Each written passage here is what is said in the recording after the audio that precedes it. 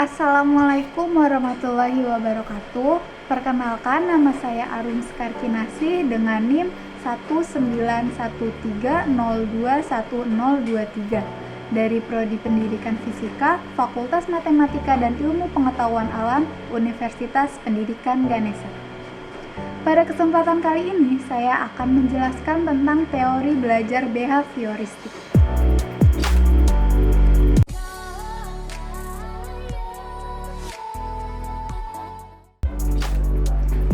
Teori belajar behavioristik merupakan suatu teori belajar yang dilakukan untuk memahami dan mempelajari tingkah laku manusia atau studi tentang kelakuan manusia.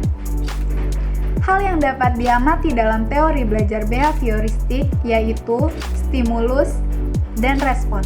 Ketika guru memberikan studi kasus kepada murid, secara tidak langsung guru tersebut telah memberikan stimulus.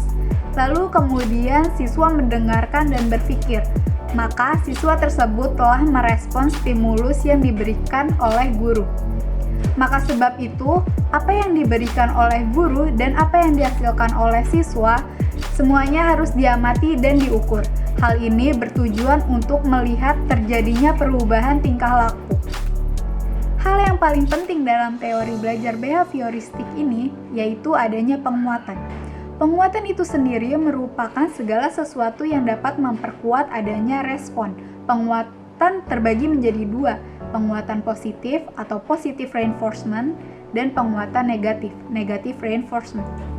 Positive reinforcement yaitu suatu tindakan penguatan yang terus-menerus dilakukan oleh guru kepada murid sehingga dapat memperkuat ingatan terhadap materi belajar, seperti contohnya memberi pujian dan memberi motivasi.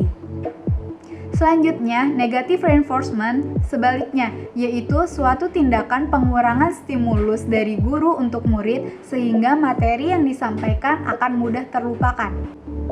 Ciri-ciri belajar behavioristik. Yang pertama, teori belajar behavioristik ini mementingkan pengaruh lingkungan. Tingkah laku manusia dikendalikan oleh ganjaran atau reward dan penguatan dari lingkungan tersebut. Teori behavioristik juga mementingkan peranan reaksi. Tingkah laku diposisikan sebagai reaksi dan stimulus yang diterima. Selanjutnya, mementingkan mekanisme terbentuknya hasil belajar.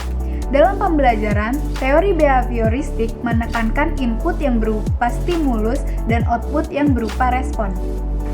Mementingkan hubungan sebab akibat pada masa lalu. Dikatakan bahwa sebuah tingkah laku seseorang dapat terbentuk karena adanya pengalaman-pengalaman dari masa lalu. Selanjutnya, mementingkan pembentukan kebiasaan. Mengapa bahwa peristiwa belajar ialah sebuah pembentukan dari refleks-refleks kepada siswa yang akan membentuk sebuah kebiasaan pada tingkah lakunya.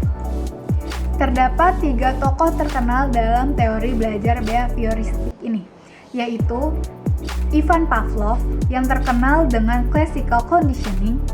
Yang kedua ada Skinner yang terkenal sebagai operant conditioning, dan yang terakhir ada Thorndike yang terkenal sebagai law of effect. Ivan Pavlov lahir pada 1849 dan wafat pada 1936. Ia merupakan seorang behavioristik terkenal dengan teori pengkondisian asosiatif stimulus respon, dan hal ini yang dikenang darinya hingga kini.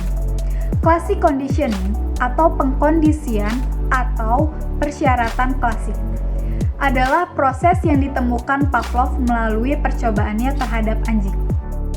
Pada percobaan Pavlov, ia menggunakan makanan dan lonceng sebagai stimulus. Di hari pertama, Pavlov memberikan makanan kepada anjing, dan respon anjing tersebut ialah mengeluarkan air liur. Di hari selanjutnya, Pavlov memberikan sebuah lonceng kepada anjing tersebut, tetapi anjing tersebut tidak memberikan respon apa-apa.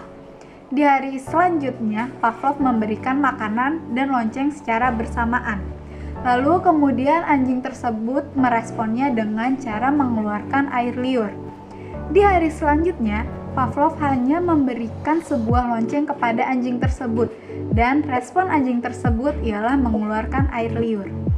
Dari hasil percobaan yang dilakukan dengan anjing itu, Pavlov mendapatkan kesimpulan bahwa gerakan-gerakan refleks itu dapat dipelajari, dapat berubah karena mendapat latihan-latihan. Selanjutnya, sehingga dari hasil ini, ia membedakan ada dua macam refleks, yaitu refleks bawaan dan refleks hasil belajar. Selanjutnya, tokoh dari teori belajar behavioristik ini yaitu Skinner. Skinner dilahirkan pada 20 Mei 1904. Skinner juga memikirkan tingkah laku sebagai hubungan antara perangsang dan respon. Tetapi berbeda dengan kedua tokoh yang terdahulu, Skinner membuat perincian lebih jauh. Dalam salah satu eksperimennya, Skinner menggunakan seekor tikus yang ditempatkan dalam sebuah peti yang disebut sebagai Skinner box. Skinner box ini berisi dua macam komponen pokok, yaitu manipulandum dan alat pemberi reinforcement, yang antara lain berupa wadah makanan. Manipulandum adalah komponen yang dapat dimanipulasi dan gerakannya berhubungan dengan reinforcement. Komponen ini terdiri dari tombol, batang jeruji, dan pengungkit. Dalam eksperimen tadi, mula-mula tikus itu mengeksplorasi peti sangkar dengan cara kesana kemari, mencium benda-benda yang ada di sekitarnya, mencakar-cakar dinding, dan sebagainya. Tingkah laku tikus ini demikian disebut dengan eminent behavior atau tingkah laku yang terpancar, yakni tingkah laku yang terpancar dari organisme tanpa mempedulikan stimulus tertentu. Kemudian, salah satu tingkah laku tikus itu, seperti cakaran atau sentuhan moncong, dapat menekan pengungkit. Tekanan pengungkit ini mengakibatkan munculnya butir-butir makanan ke dalam wadah. Butir-butir makanan yang muncul merupakan reinforce bagi tikus yang disebut dengan tingkah laku operant yang akan terus meningkat apabila diiringi reinforcement, yaitu penguatan berupa butiran-butiran makanan ke dalam wadah makanan.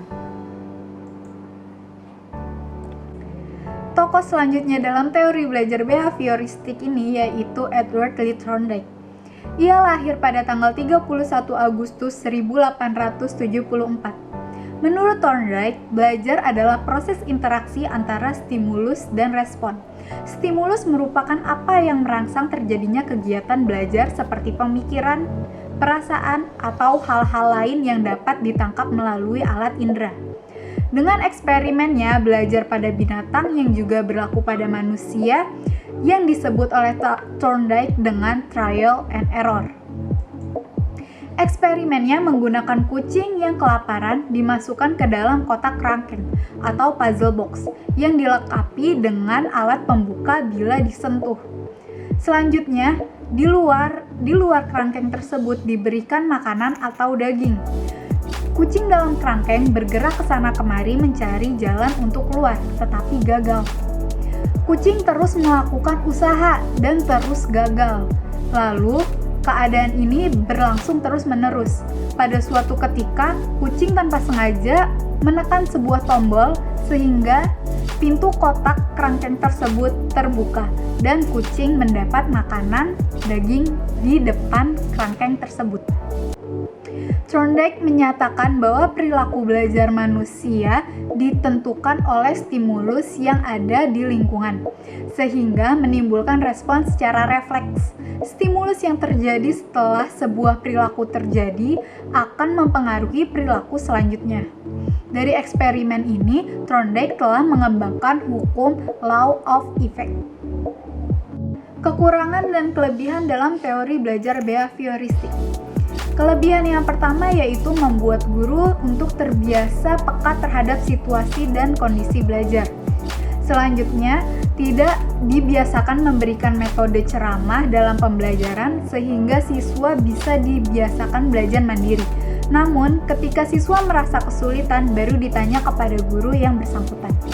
Selanjutnya, dapat membentuk suatu perilaku yang diinginkan, mendapatkan penguatan positif, dan perilaku yang kurang sesuai mendapatkan penghargaan yang negatif, yang disadari pada perilaku yang tampak. Kekurangannya yaitu tidak setiap pembelajaran dapat menggunakan metode ini. Siswa berperan sebagai pendengar di dalam proses pembelajaran dan dapat menghafalkan apa yang didengar agar dipandang sebagai cara belajar yang efektif. Selanjutnya, dalam kekurangan teori belajar behavioristik ini menggunakan bentuk hukuman sebagai metode yang paling efektif guna untuk menertibkan siswa. Saya kira cukup pembahasan teori behavioristik dari saya. Kurang lebihnya mohon maaf, saya tutup dengan wassalamualaikum warahmatullahi wabarakatuh.